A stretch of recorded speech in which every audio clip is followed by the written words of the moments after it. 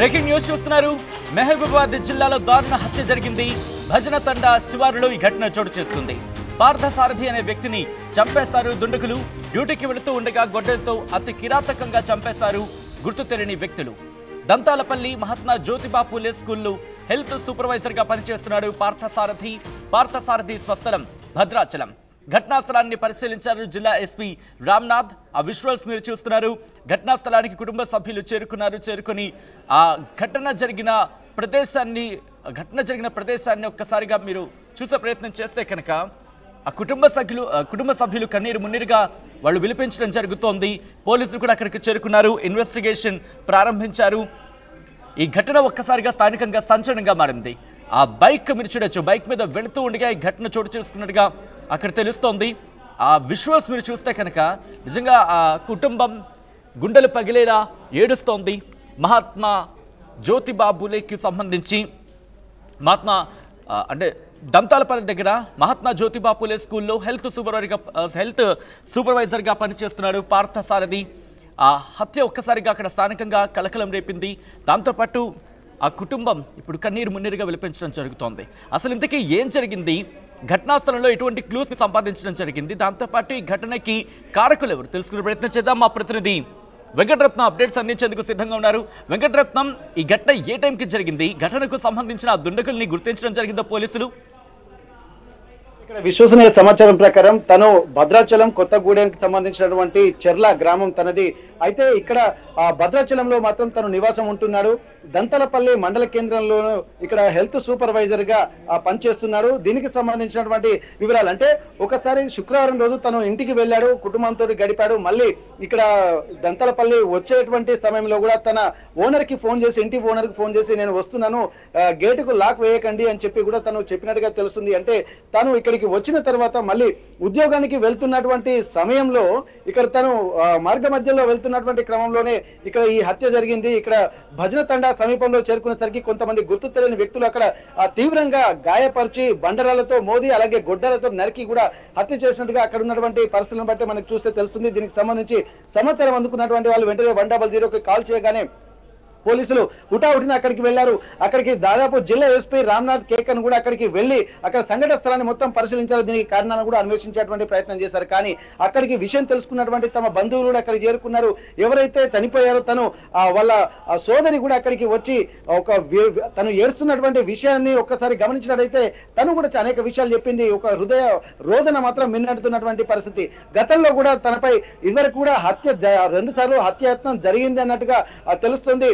ఆ హత్యాయత్నం జరగడంలో భాగంగా కూడా తనకు అంటే కొన్ని విషయాలు కూడా ఆసక్తికరంగా బయటికి వచ్చాయని చెప్పి అంటున్నారు. తన సోదరిని ఇక్కడ మీడియా అలాగే పోలీసులు కూడా తను విచారించినటువంటి సందర్భంలో అతను కూడా అంటే ఎవరైతే చనిపోయినటువంటి వ్యక్తి ఉన్నారో తన భార్యకు అతని వివాహితుల సంబంధం ఉందన్నటువంటి ఒక కారణాలు కూడా తెలుస్తున్నాయి.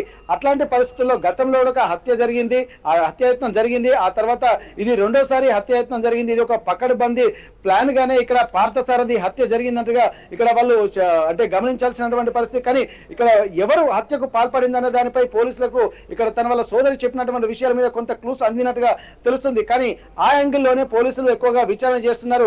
ఒకవేళ రోడ్ యాక్సిడెంట్ అనుకుందామంటే డెడ్ బాడీకి సంబంధించి చూసినట్టయితే రోడ్డు నుండి పొలాలలోకి వెళ్ళింది. ఆ పొలాలలో కూడా పరిగెత్తుతూ చంపినట్టుగా తెలుస్తుంది. అయితే వీటన్నిటిని దృష్టిలో పెట్టుకుని చూసినట్టయితే ఇది పకడ్బందీ ప్రీ ప్లాన్డ్ మర్డర్ గా మనకు స్పష్టంగా తెలుస్తుంది. వీటన్నిటిని దృష్టిలో వివాహేతర సంబంధమై కారణంగా పోలీసులు భావించడం జరుగుతోందా? ఆ కోణంలో దర్యాప్తు జరుగుతోందా?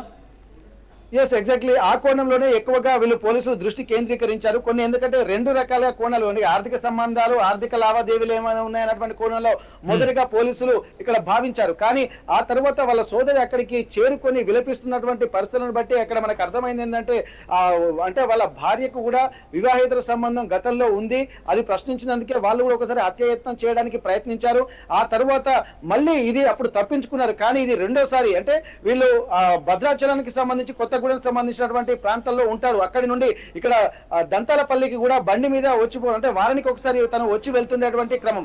అయితే దీనికి సంబంధించి పసిగట్టినటువంటి కొంతమంది ప్రీ ప్లాన్డ్ గానే తను దంతాలపల్లికి భద్రాచలం నుండి వస్తున్నటువంటి క్రమంలోనే, అంటే చాలా దూరం ఉంటుంది, బైక్ మీద వస్తున్నటువంటి క్రమంలోనే కాపుగాచి రోడ్డుపై అటకాయించి కూడా హత్య చేసి మర్డర్ చేసేటువంటి ప్రయత్నం చేశారు. కానీ తను తప్పించుకునేటువంటి ప్రయత్నంలో సమీపంలో ఉన్నటువంటి పంట చేలలోకి పరిగెత్తారా, లేకపోతే రోడ్డు మీద ఎవరైనా చూస్తారన్నటువంటి భయంతో పంట చేలకు లాక్కెళ్లి అక్కడ హత్య చేశారా అన్నది కూడా మనం గమనించాల్సినటువంటి అవసరం ఉంది. ప్రస్తుతం ఇటు ఈ వ్యక్తి పార్థసారథికి సంబంధించిన కుటుంబీకులను ఇన్వెస్టిగేషన్ చేస్తున్న పరిస్థితి ఉందనే భావించవచ్చు. ఈ నేపథ్యంలో పార్థసారథి భార్యను అదుపులోకి తీసుకుని విచారించడం జరుగుతోందా వెంకటరత్నం?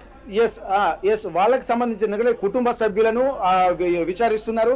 వారికి సంబంధించినటువంటి ఆధారాల ఆధారంగా కూడా ఎవరెవరు ఉన్నారు, ఆర్థిక సంబంధాలు ఉన్నాయా లేకపోతే వివాహేతర సంబంధం అన్నది కూడా క్లారిటీ లేదు. కానీ వాళ్ళ సోదరి చెప్తున్న దాని ప్రకారం ఏంటంటే వివాహేతర సంబంధమే దీనికి ప్రధాన కారణంగా వాళ్ళ కుటుంబ సభ్యులు చెప్తున్నారు. తన భార్య ప్రత్యక్షంగా పరోక్షంగా కూడా ఇందులో పాల్గొన్నట్టుగా వాళ్ళు ఆరోపిస్తున్నటువంటి పరిస్థితి. కాబట్టి పోలీసులు కూడా ఎక్కువగా ఇక్కడ ఈ కోణంలోనే ఆలోచించేటువంటి పరిస్థితులు కనిపిస్తున్నాయి. ఎందుకంటే తను ఉద్యోగం చేస్తున్నాడు, వారానికి ఒకసారి తన ఊరికి వెళ్ళి వస్తుంటారు. పిల్లలు కూడా అక్కడ దంతలపల్లిలో తను ఉద్యోగం చేస్తుంటారు, హెల్త్ సూపర్వైజర్ ఒక పాఠశాలలో. ఆ తర్వాత తన కుటుంబం మాత్రం భద్రాచలంలో ఉంటుంది, వారానికి ఒకసారి వెళ్ళి వచ్చేటువంటి క్రమం అయితే జరుగుతుంది. కాకపోతే ఈ క్రమంలోనే ఇక్కడ వివాహేతర సంబంధమే ఎక్కువగా కారణాలు అన్నటువంటి ఒక అనుమానాలు కుటుంబ సభ్యులు కూడా వ్యక్తం చేస్తూ ఆ కోణంలోనే వీళ్ళు కూడా చెప్తున్నటువంటి నేపథ్యంలో కూడా పోలీసులు కూడా వాళ్ళ భార్యను అదుపులోకి తీసుకుని విచారించేటువంటి పరిస్థితి కనిపిస్తుంది. దీనికి కారణాలు ఎవరెవరైనా ఒక అనుమానాలు కూడా కొంతమందిని వ్యక్తం చేసి వారిని కూడా అదుపులోకి తీసుకున్నటువంటి పరిస్థితి కనిపిస్తుంది.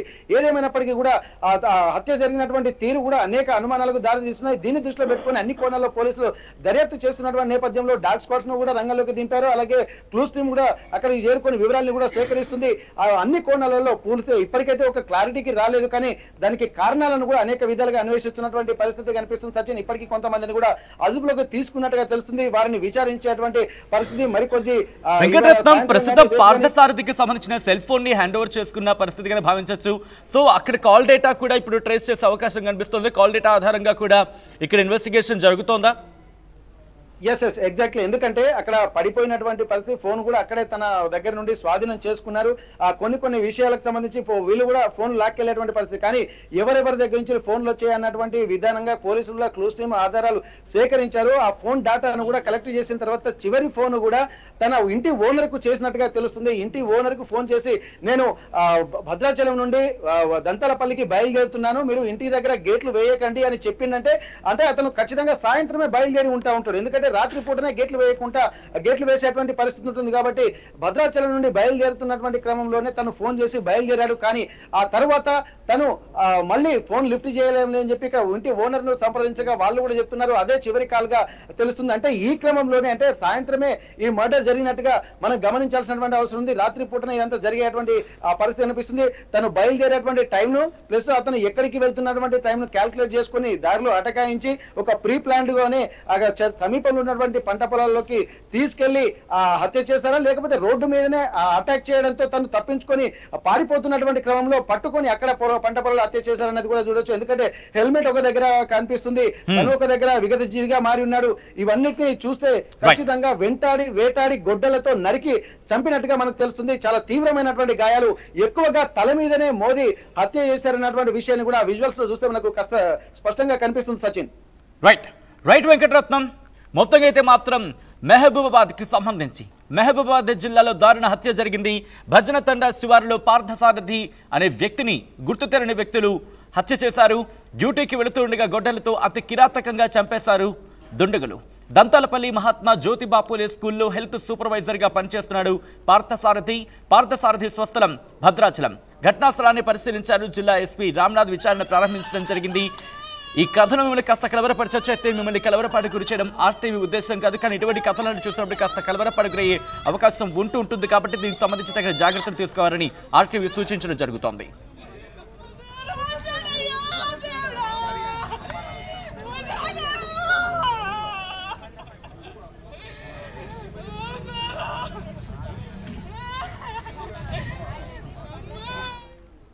మీరు ఇంతకు ముందు ఎప్పుడూ చూడని, ఎక్స్పీరియన్స్ చేయని సరికొత్త పట్టు ప్రపంచానికి స్వాగతం. వారాహి సిల్క్ సెకండ్ బ్రాంచ్ మన కుకట్పల్లి రోడ్ నంబర్ 1లో April 4th 10:30 AM మార్నింగ్ కి మన లెజెండరీ యాక్టర్ శ్రీ నందమూరి బాలకృష్ణ గారు మరియు నేను కలిసి వస్తున్నాం.